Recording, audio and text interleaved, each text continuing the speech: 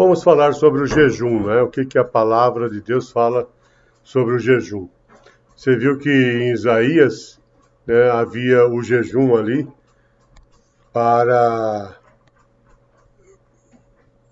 em favor das viúvas, né? Você tinha que cuidar das viúvas e ajudar os pobres, né? Você vê que as viúvas, elas perdiam aí os seus maridos porque eles iam para a guerra. E então elas, uma vez viúvas, né? Era obrigação dos judeus a ajudá-las ali. Também os pobres, né, os oprimidos, aqueles que tinham que vender os seus filhos, né, para pagar as suas dívidas. Então, na sequência aqui, nós vemos que uma pessoa fraca ou muito idosa, que poderia ficar incomodada com o jejum,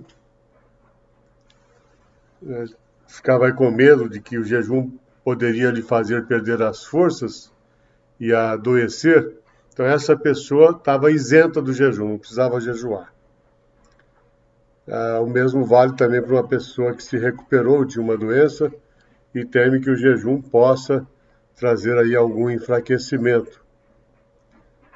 Então qualquer pessoa que pelo jejum poderia se prejudicar, né, uma vez que estava doente, não precisava necessariamente entrar em jejum.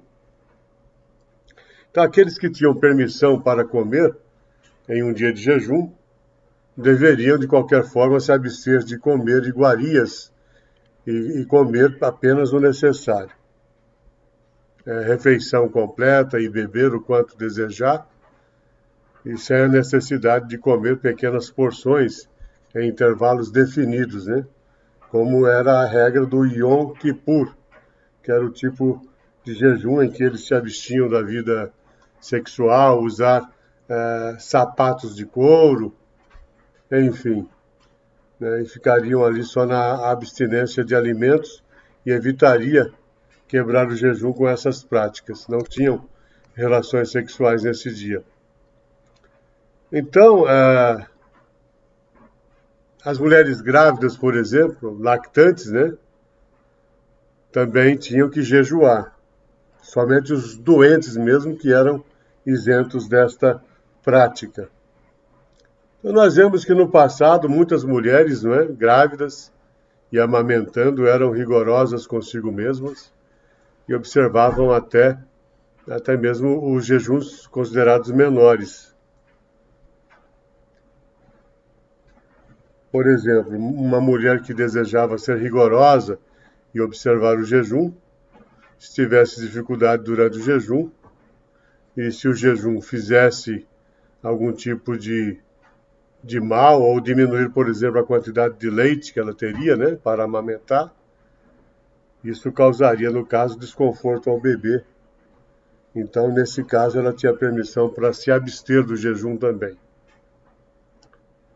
Então, se ela era uma mulher considerada uma mãe, né, que era para amamentar o seu filho, mesmo que a criança tivesse começado aí, no caso, a alimentação regular, a mãe deveria continuar amamentando essa criança.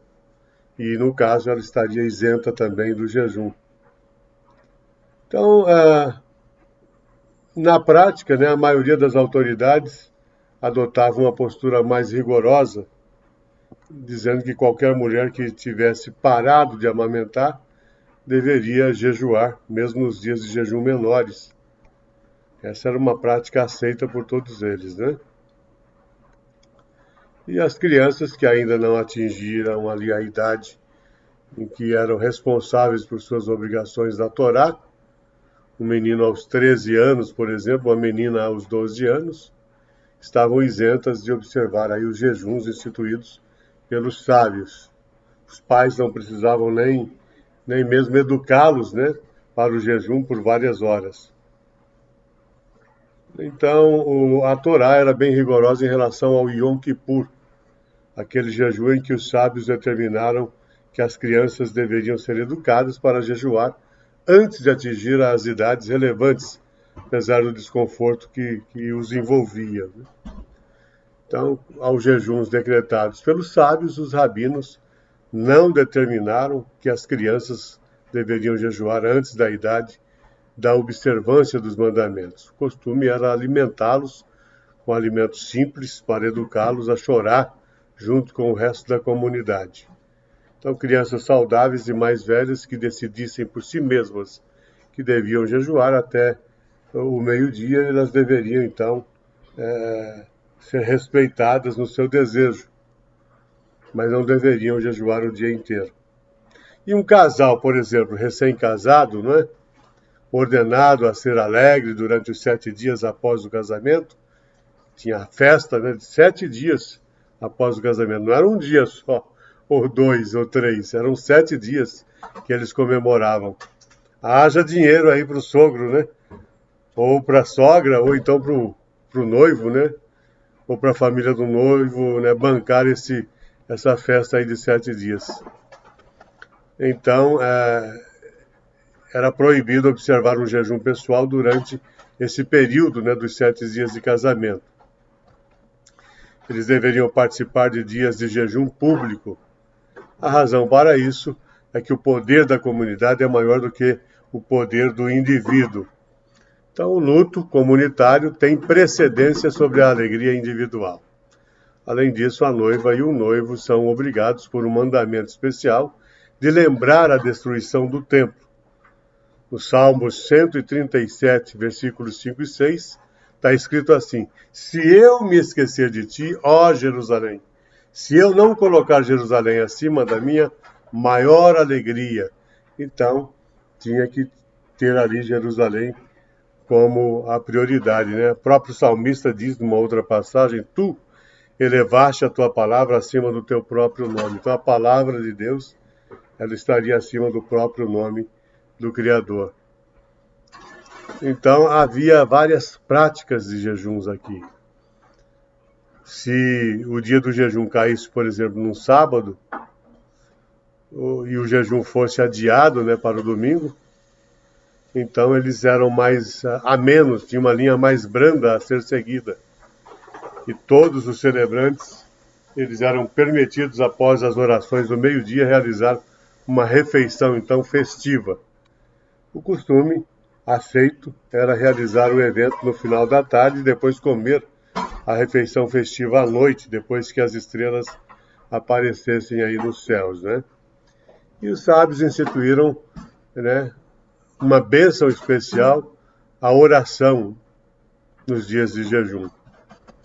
Mas era apenas o líder, né, do serviço da oração, que ao orar repetia orações da manhã e da tarde e pronunciava a forma da bênção separada. Tudo isso dependia, claro, de pelo menos 6 pessoas da congregação de oração que estavam ali a jejuar. Então eram os costumes, eram as práticas dos judeus naquela ocasião.